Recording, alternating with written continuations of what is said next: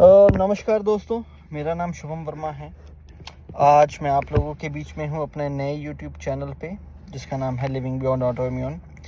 मैं आज बात करूँगा एक ऐसे ऑटोइम्यून कंडीशन के बारे में जिससे मैं अपने बचपन से सफ़र कर रहा हूँ।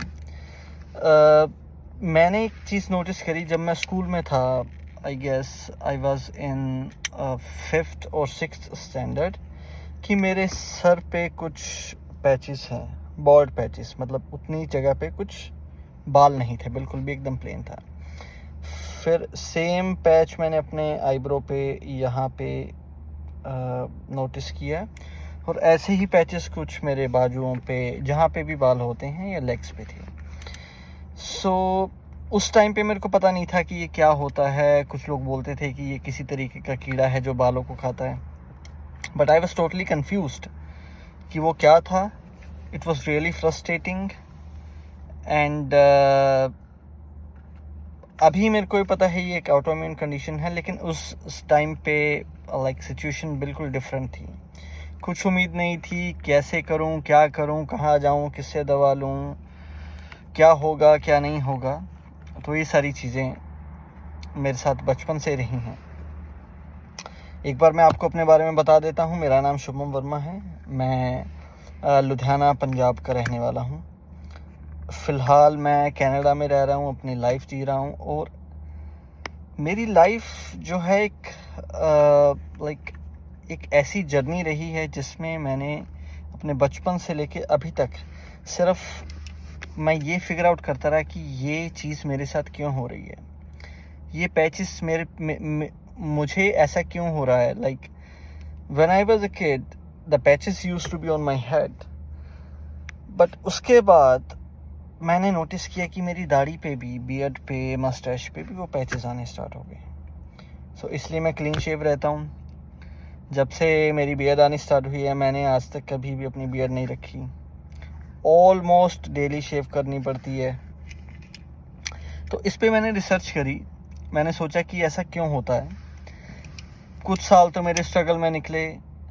कभी किसी डॉक्टर से इलाज लिया, कभी किसी डॉक्टर से इलाज लिया। उस समय किसी डॉक्टर को भी नहीं पता था कि ये क्या है और क्यों होता है। तो बहुत सारे एक्सपेरिमेंट मेरे ऊपर हुए, बहुत सारी दवाइयाँ लिखी गई जो मैंने खाई भी, लगाई भी, और कुछ देसी टोटके जिसको हम बोलते हैं, लोकल लेवल पे कुछ तेल में कुछ दवाई मिक्स करके लगाई। किसी ने बोला कीड़ा है, किसी नाई के पास जाओ, कहीं जाओ। तो बहुत सारे तरीके अपना लिए, लेकिन कुछ फ़र्क नहीं पड़ा। अगर फ़र्क पड़ता भी था तो टेम्परेरी बेसिस पे, यानी कि किसी से कुछ इलाज लिया तो सही हो गया, और जैसे इलाज छोड़ा तो उसके बाद फिर से वो बाल्ड पैचेस जो हैं वो फिर से आने स्टार्ट हो गए। जब मैं थोड़ा बड़ा हुआ तो मैंने सोचा कि यार ये चीज़ें ऐसे तो चलने वाली है नहीं, तो मुझे कुछ ना कुछ सोचना पड़ेगा कि ये सब क्यों है। तो मैंने रिसर्च करनी स्टार्ट करी।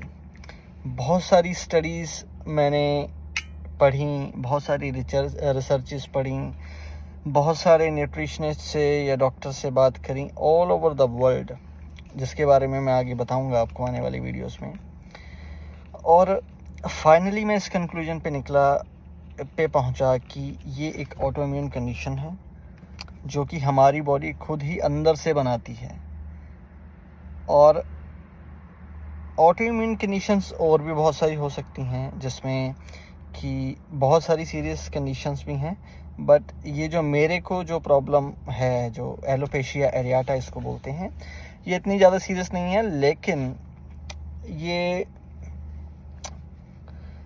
इंसान के मेंटल हेल्थ पे बहुत ज़्यादा असर डालती है। जैसे मैं बियर्ड नहीं रख सकता, और एक दिन भी शेव ना करूं तो पैचेस हैं बियर्ड पे तो अजीब लगते हैं, सामने वाले लोग हंसते हैं, मजाक बनाते हैं।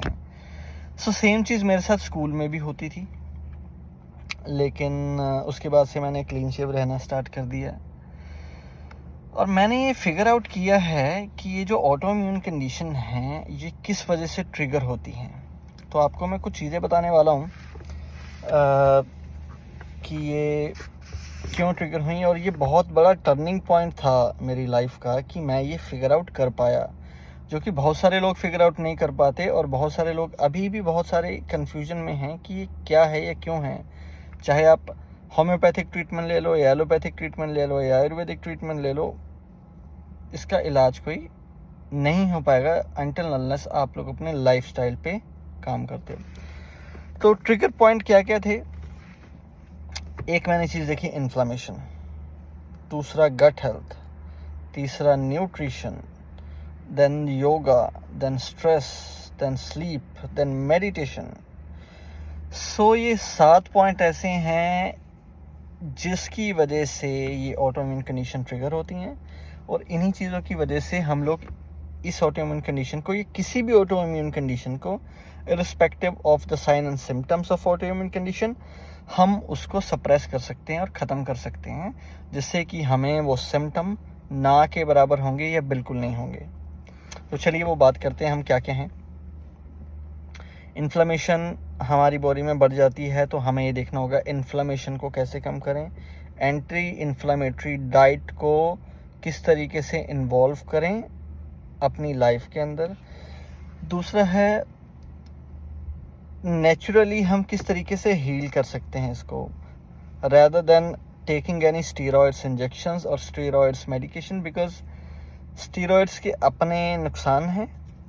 तो हम ऐसा कौन से नेचुरल तरीके अपनाएं जिसको हम अपनी लाइफ में इम्प्लीमेंट करके इन ऑटोइम्यून कंडीशन को मैनेज कर सकते हैं।